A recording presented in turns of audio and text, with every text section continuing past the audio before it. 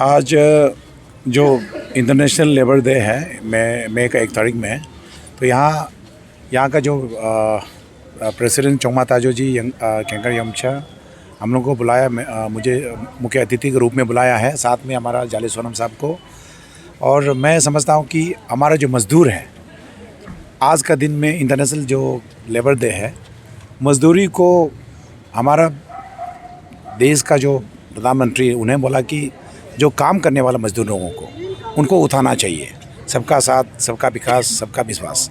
तो हमारा स्टेट का राज्य का जो मुख्यमंत्री पेमा खांडू जी ने 17-18 में भी उनका जो रिप्रेजेंटेशन था, उन रिप्रेजेंटेशन को सुन करके इन लोगों ने लेबर के लिए अरुणाचल में जितना भी लेबर है, करीब 40-50 हज़ार लोग हैं, इनके लिए उन लोगों ने जो डिमांड था उनको फुलफिल किया है। और भी कुछ बहुत उन लोगों का डिमांड है कि लेबर लोगों का सैलरी जो है, मंथली सैलरी है या अनस्किल्ड लेबर है, स्किल्ड लेबर है, उन लोगों को आगे उनका जो सैलरी है उनको और आगे बढ़ाना है। और जो भी पैकेजेस है जो लेबर लोगों को मिलना चाहिए, वर्कर्स लोगों को मिलना चाहिए, इन लोगों का जो मेहनती बेकार में नहीं जाना चाहिए।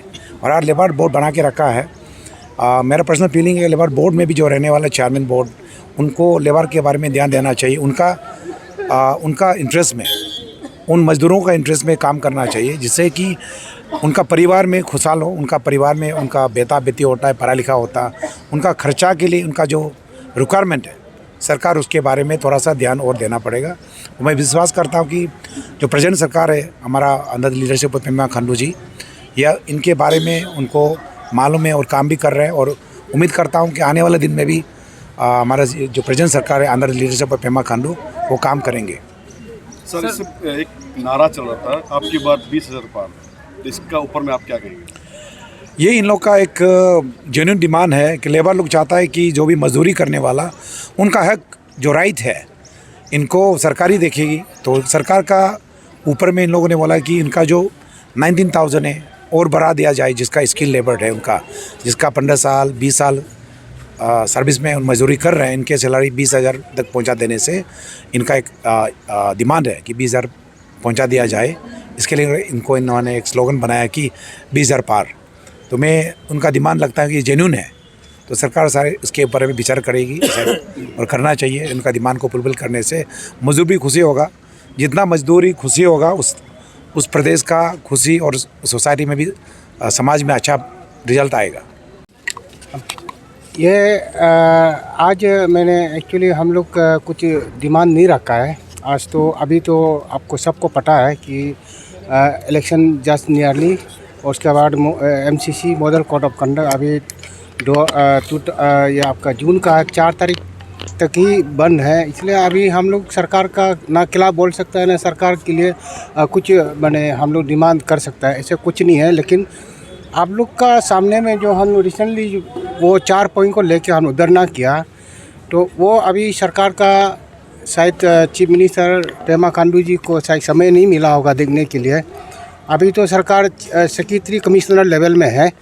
तो मैं वो चीज़ को हम लोग ने वहाँ अनाउंस किया था कि आप election model code of conduct हो गया तो नो मिनिस्टर, नो MLA, कोई सरकार नहीं है। तो एजुटेशन को हम लोग अपना से डिफर कर दिया, अभी वो डिफर कर दिया। तो नेक्स्ट गवर्नमेंट फॉर्मेशन करने के बाद तभी हम लोग उसको हमारा सर आज या हमारा all Arunachal Pradesh workers union का प्रेसिडेंट और उनका टीम, और all Arunachal Pradesh labour union का प्रेसिडेंट और उनका टीम, सारा ट्रेड यूनियन और सब लोग यहाँ आके आज यहाँ हम लोग का जो मे डे और जो अब तक अरुणाचल प्रदेश यूनियन फेडरेशन का जो आपका फाउंडेशन डे में आया है।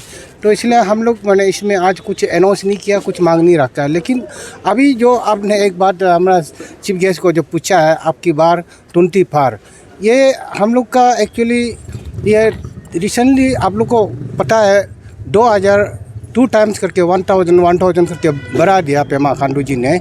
और अभी हम लोग का जो मांग था और 3,000 एडिशनल इन एडिशन मांगा था, उसमें 1,000 रह गया।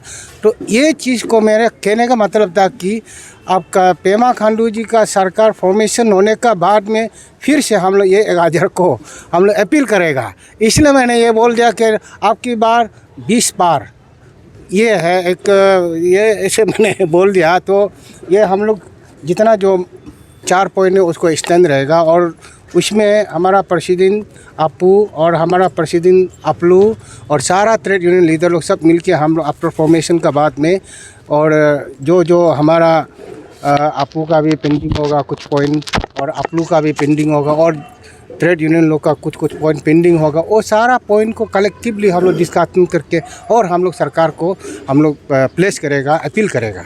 मिनिस्टर या कोई बड़ा मंत्री स्टेट को जो यहाँ में हम लोग का रिप्रेजेंटेशन को लेके जाकर बात कर सके, और यहाँ का सारे मजदूर का जितना नेता जो ट्रेड यूनियन का है, उसका बाद कमिश्नर से लेके लेबर डिपार्टमेंट का जो ऑफिशियल्स, ये हमारा पूरा रेडी हो गया था। और सारे डिस्ट्रिक्ट्स का भी हमारा यहाँ पे पूरा रूम पूरा बुक हो गया था। सारे डिस्ट्रिक्ट से लगभग हमारा 10,000 का हम लोग अप्रोक्सीमेट रखा था, जगह भी कम पड़ना था। तो जब होने के बाद में ये मॉडल कॉन्डक्ट होने के बाद में हमारा ये आज सिंपल से हम लोग ने जितना अपना वर्कर्स को विदिन के अंदर में हम लोग प्ले होस्टिंग करने के लिए हम लोग सिंपल बना रहा हूँ। लेकिन इतना है कि ये आज का आप लोग का मीडिया का माध्यम से एक ये मैसेज सुझाव मैं भेजना चाहूँगा कि हमारा जो 4.4 डिमांड जो है गवर्नमेंट आफ्टर फॉर्मेशन के बाद में हमारा फिर सरकार के साथ में एक रिमाइंडर चलेगा।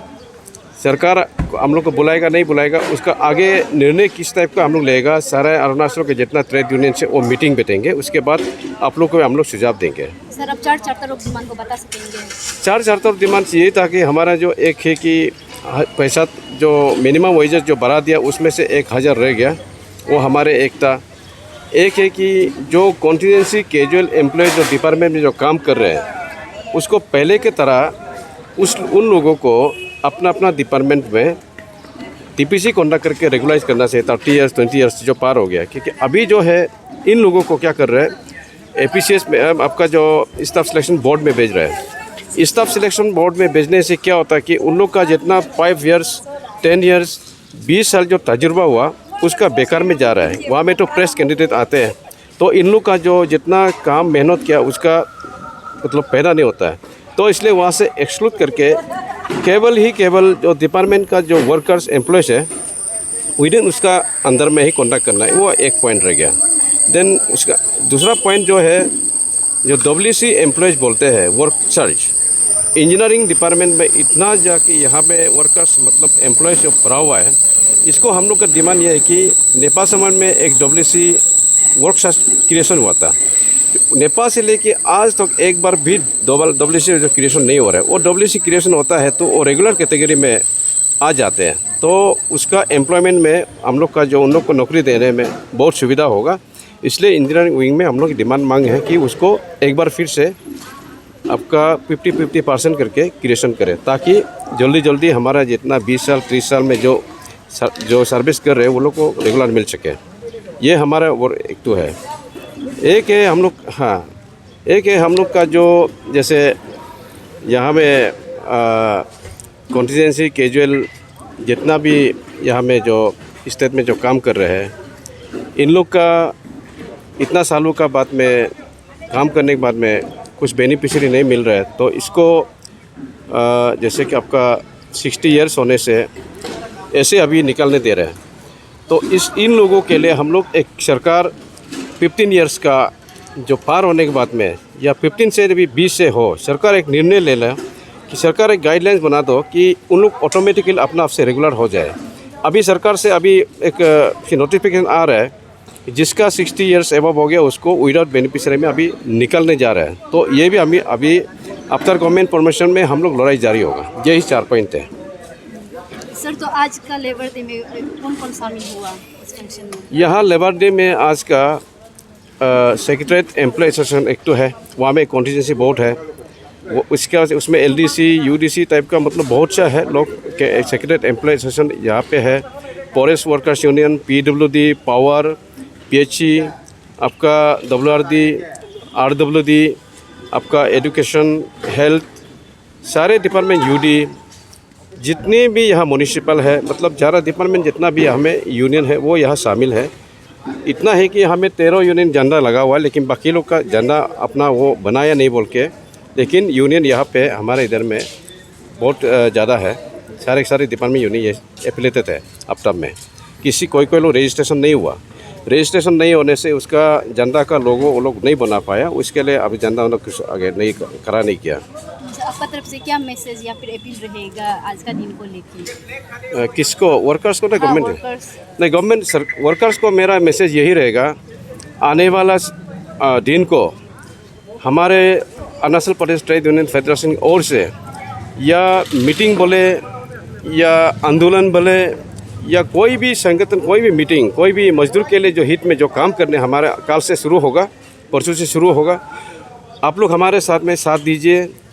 जो अगर समझ में नहीं आते हमारा पास आइए, हम लोग आपको बताएंगे। दूर दूर से बैठ के सिर्फ देखते नहीं रहना है, फिजिकली प्रैक्टिकली आके हमारे साथ दीजिए। जो भी हम लोग लड़ाई लड़ रहे हैं वो आपके लिए है, आपका घर में चूल्हा जलने तक के लिए है, आपका बच्चों का पढ़ाई के लिए है, आपका जो खान पान में जहाँ कमियां रह गया, छोटा छोटा इशू सरकार से आपको जो दे के रखा हुआ है, उस चीज़ को हम लोग दिलवाने में अभी से पहले से था और अभी भी है और कल भी रहेगा।